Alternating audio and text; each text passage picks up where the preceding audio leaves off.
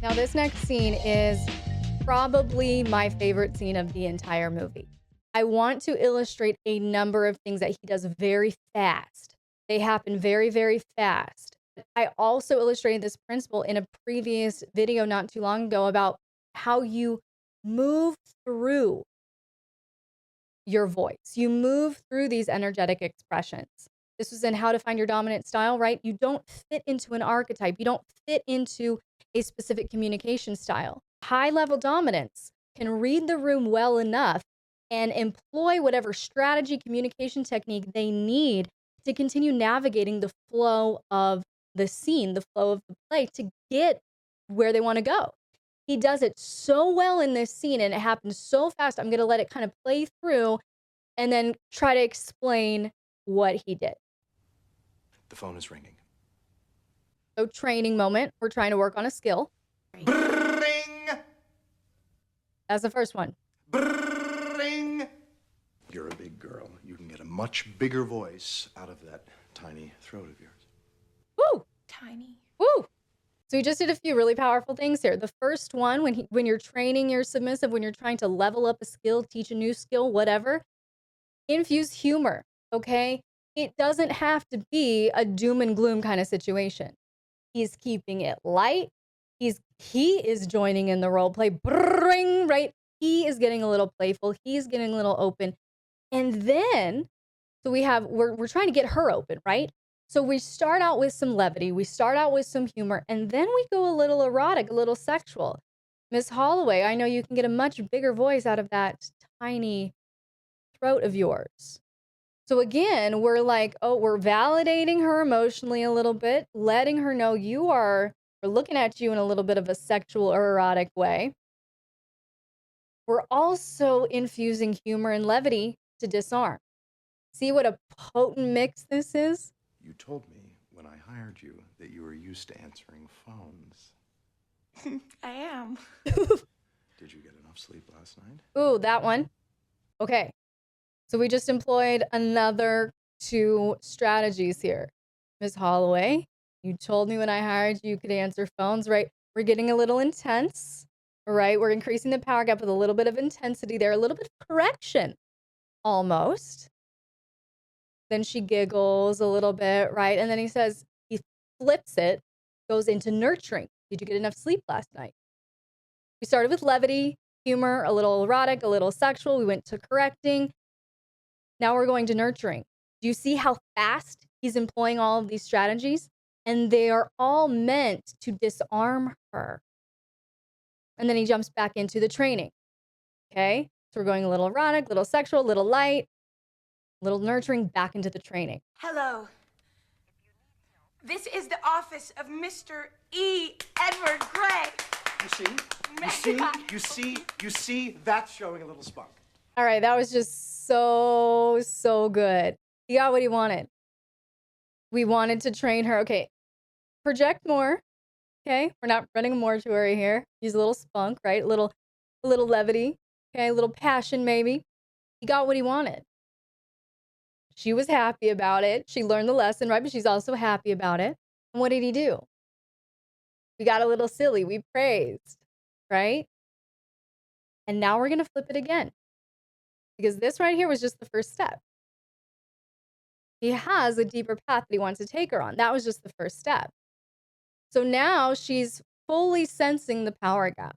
Now she's fully sensing he is in control here. He is running the room.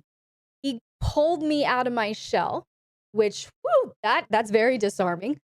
Allowing someone to pull you out of your shell like that, which he just did. But we're still not done. So now we're going from this high energy, yay, praising, good job, celebratory energy. And we're going to intensify it because we want to go deeper. Lee.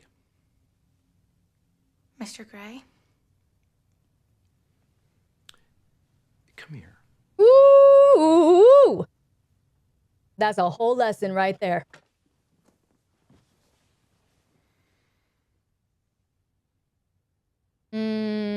Okay. That may not have seemed like a lot what he just did, but let me explain. That move right there when he breathed her in, when he was inhaling her scent, was not just him enjoying how she smelled. That was actually a very primal thing for him to do, like a wolf, using its sense of smell to stalk its prey.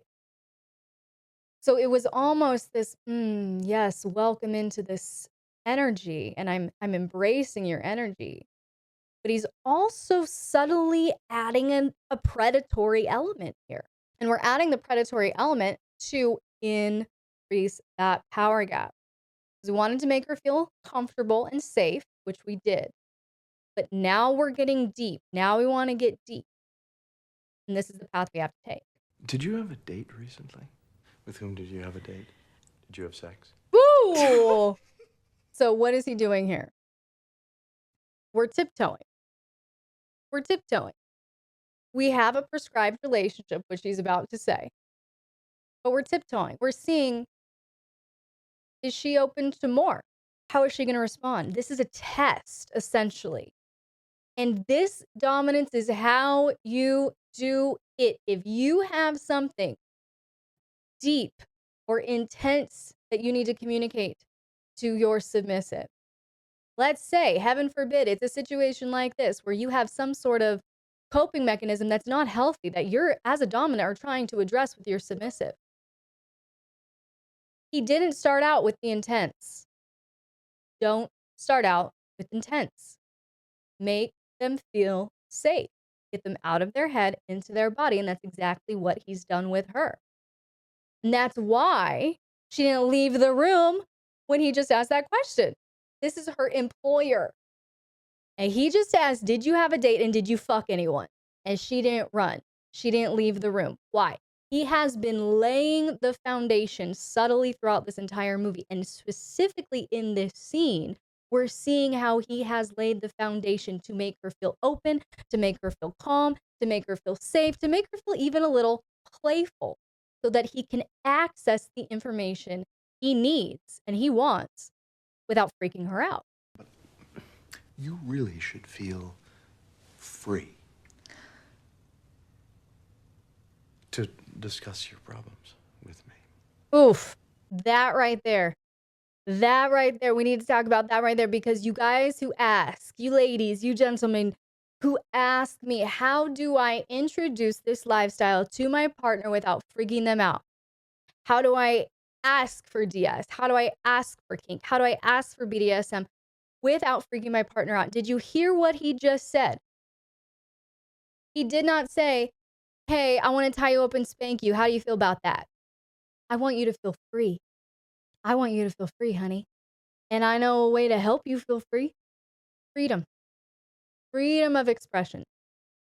Freedom to release the stresses that she's coping from. Free. I want you to feel free. You want your partner to be open to some kinky shit with you? Don't start with the kink. Start with what they will get out of it. Freedom, safety, intimacy, connection. That's your selling point. What's going on with the sewing kit and the Band-Aids? Bam. Lee? So again, what he just did here was so brilliant. Did you catch it? Did you catch it? We are asking this woman, who is our employee. I know you cope in this way. Why? Why do you cope the way that you cope? That's essentially the question. That's how deep he went. Right, just right to the center. That's a huge demand for vulnerability and intimacy that he just placed upon her. And what did it do? It freaked her out a little bit. That's a little jarring, right? It would be for any of us. Our most humiliating or shameful coping mechanisms are exposed to someone and they call us out about it. So we see, yeah, that's going to make her feel a little uncomfortable. Don't shy away from it, dominance. He didn't. What is he doing? And I don't know if you can say, do you want some hot chocolate?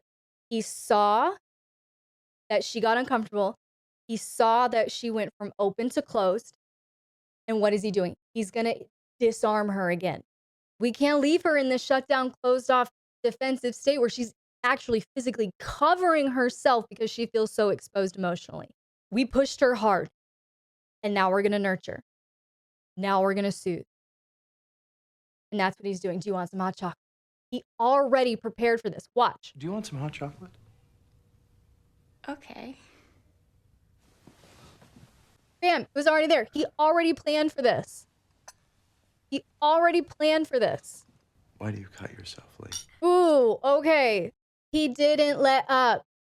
He did not let the submissive's emotions, the submissive's reaction sway him from his goal. Dominants, a lot of you are too easily intimidated by your submissive's reactions. A lot of you dominants are too easily intimidated by your submissive's emotions. He planned for this. Dominants planned for it. If you know you are going to lead your submissive into uncharted territory, if dominants, you know that you are going to ask your submissive to put themselves into super vulnerable positions. Dominants, if you know that you are about to go to a deeper level with your submissive than you have ever gone before, plan ahead. That's exactly what he did. He had the hot chocolate at the ready. Why?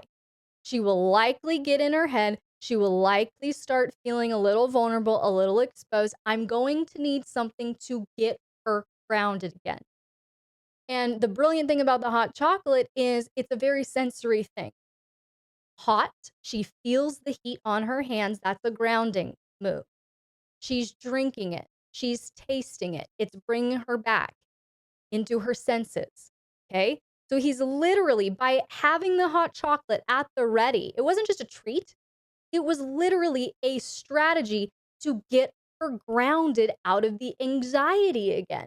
If you're submissive, when you're submissive, experiences something that's a little too intense, not even in a bad way, they might get in their head. They might start disassociating a little bit, not even because they want to. It could just be a subconscious response. What do I say? Nothing in your scene dominance is more powerful than you, and he just proved it. I don't know. Is it that sometimes the pain inside has to come to the surface, and when you see evidence of the pain inside, you finally know you are really here? Woo! And when you watch the wound heal, it's comforting, isn't it? Oh my goodness, that was so powerful what he just did. We're employing another strategy here, dominance. You see how he's not fixed? He's not fixed into one lane. He's not being distant and cold. He's not just being nurturing. He's not just bringing in levity. He's doing it all at the moment it matters most. He's going for it. He needs that answer. Why do you cut yourself? What is going on? Why do you cope this way? What did he just do? I see you. I want someone to see me. I want someone to see my pain. I want someone to see my emotions. I want someone to see how stressed I am, see how tired I am, see that I can't do it anymore. And what he just did is, I see you. That is so powerful, dominance. He empathized with her. He mirrored back maybe what she might be feeling and experiencing internally. And he communicated to her, I see you. So we're getting her grounded, we're handling the anxiety, and then we're positively reinforcing an emotion. I see you, and you're safe. I'm going to tell you something, Lee. Are you ready to listen? Yes. Are you listening? Mm. You will never, ever cut yourself again. Do you understand? Have I made that perfectly clear? You're over that now. It's in the past. Yes. That right there, that agreement, that yes, was what he was after the entire time. It wasn't about the phone call. We got a bonus training opportunity out of that, but it wasn't about the phone call. It's about that. I want to know why. And then I'm going to set a rule that I expect adherence to. He was able to get there about one of her deepest core wounds using these dominant strategies in communication and in energy and in holding space.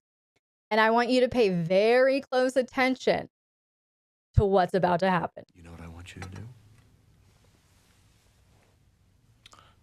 I want you to leave work early. Back to nurturing, You're a big girl, a grown woman. Your mother doesn't need to pick you up. validating, I empowering, want you to take a nice walk home extending autonomy, because you require relief. more grounding in the Because- fresh air. You won't be doing that anymore, will you? No, sir. Mm, Good. there it is. Did he ask for an honorific? Did he demand an honorific? Did he shame her, coerce her, or guilt her into providing him with an honorific? No. The honor was given because and when he earned it. Pseudodoms will meet you, talk to you one time, and demand that you call them daddy. Run. Run away. This is how it's done. I'm not expecting honor I don't earn. But the moment he earned it, she bestowed it upon him. That is submission. That is the difference between submission and compliance. Compliance is coerced. Submission is freely given. It's a devotion-based response.